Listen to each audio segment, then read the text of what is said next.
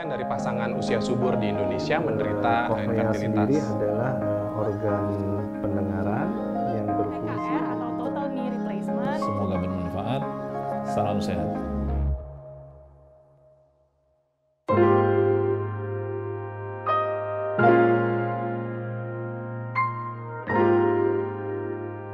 Halo sahabat Premier, perkenalkan saya dengan Dr. Daniel Simanjuntak. Saya adalah dokter spesialis urologi di Rumah Sakit Premier Jatinegara.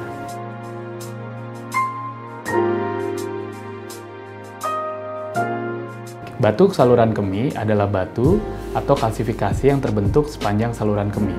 Saluran kemih itu terdiri dari ginjal, ureter, kandung kemih, dan uretra. Batu saluran kemih adalah suatu penyakit yang sudah terjadi dari sejak zaman Babilonia, kurang lebih 1900 sebelum Masehi, di mana ditemukan adanya batu kandung kemih pada mumi.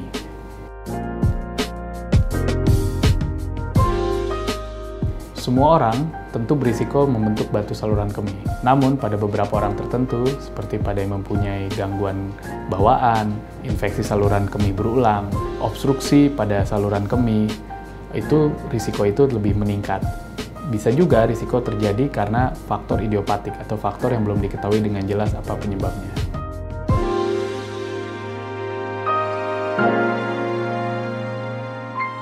Gejala yang timbul yang paling khas adalah nyeri. Nyeri terbagi menjadi dua, bisa nyeri kolik dan nyeri non-kolik.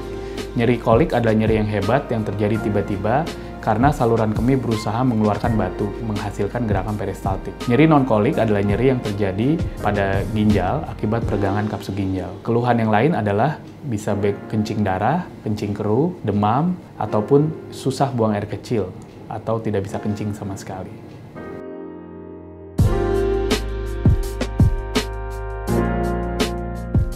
Cara kita mendiagnosis batu saluran kemih, pertama dengan cara melakukan pemeriksaan dulu terhadap pasien. Pemeriksaan tanya jawab sangat penting, sehingga kita bisa mengetahui latar belakang pasien dan keluhan-keluhan apa yang dialami.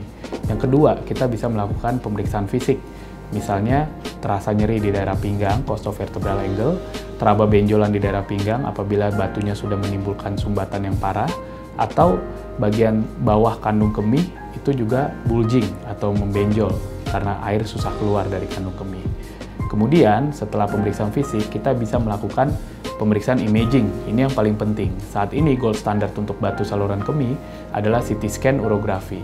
Dari situ, kita dapat melihat dengan jelas anatomi dan juga letak batu di saluran kemih.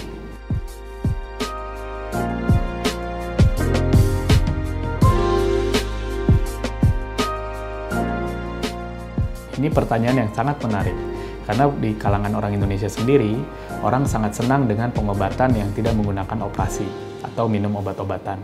Obat-obatan sendiri cocok untuk batu-batu yang berukuran kecil, yaitu di bawah 5 mm.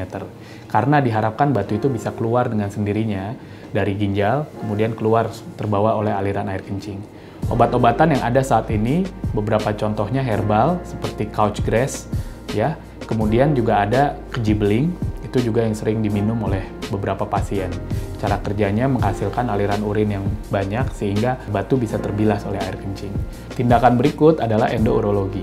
Endourologi sendiri adalah tindakan untuk menghancurkan batu saluran kemih melalui uretra. Tindakan ini tidak membuat luka sayatan sama sekali, dan beberapa contohnya adalah uretrorenoskopi dan juga litotripsi batu buli dan laser litotripsi.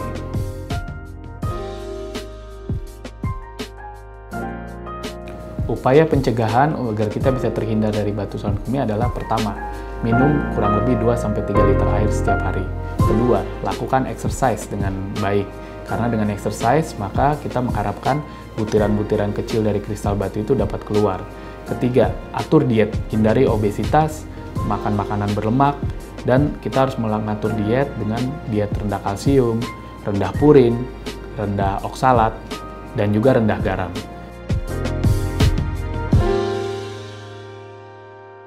Sekian informasi yang dapat saya sampaikan, semoga bermanfaat. Salam sehat.